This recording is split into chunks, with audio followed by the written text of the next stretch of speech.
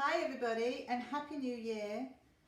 I must apologise because I have been remiss, I have neglected my YouTube channel, so I'm hoping to make up for that and be able to start sharing some more things for you. I hope everybody has had a lovely festive season. So I recently put out a post asking people what things they struggled with when they first started making sourdough, or what they continue to struggle with. And there were various bits of information that came back at me, lots of it that confirmed for me that I'm getting it right with the things I share, which is brilliant. Some key things that came up a few times, so what I want to do is try and answer some of those. And one of the things that came up was people asking about doing the pulls and folds, how to do them correctly. And for me, if you know me, you will have heard me say this: there is no correctly. There is no right or wrong here. So please don't focus on trying to get it a particular way. The aim of this action of stretching the dough is to wake up the gluten, is to build structure into our dough, is to move the starter through it. If you don't do them, you will end up with a dough that's quite slack, and when you turn it out, it will spread. Whereas if you do 3 or 4 sets, you help to bring up the structure in the dough, and it will help to hold it when you do turn it out. So what I wanted to show you, this dough has been made using my master recipe.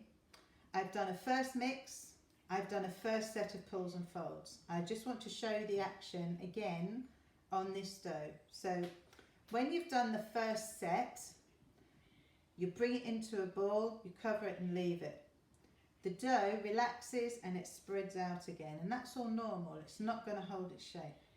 So the aim is to then do it again. And when you get to this point, you won't be able to do as many because the dough will get tighter very quickly. So I go in with my thumb, 4 fingers, up and over, up and over. And you see now how beautifully stretchy this is. But you will also see how quickly this comes into a ball.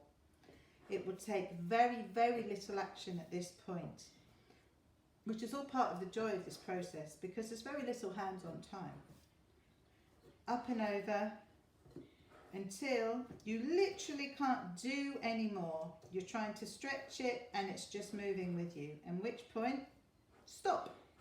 So as you can see, it's taken hardly any time at all. And there we are, into a ball again.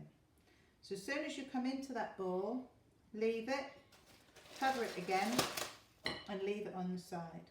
And do another set in an hour or a couple of hours. It doesn't matter. There doesn't have to be a fixed time, but do it.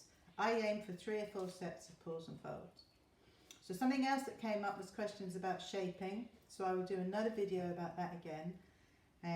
But this has been really, really useful for me, especially with my new book is on its way. It's coming out next month in the States, and I've included a lot of information in there that I believe is going to be useful to bakers and home bakers, and the answers to my questions have really confirmed for me that I'm getting it right. So I really hope that you find everything useful.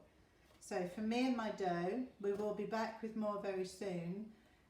But Happy New Year, happy baking, and if you have any questions at all, please post them in the comments or get in touch with me directly. I'm always happy to help. So have fun.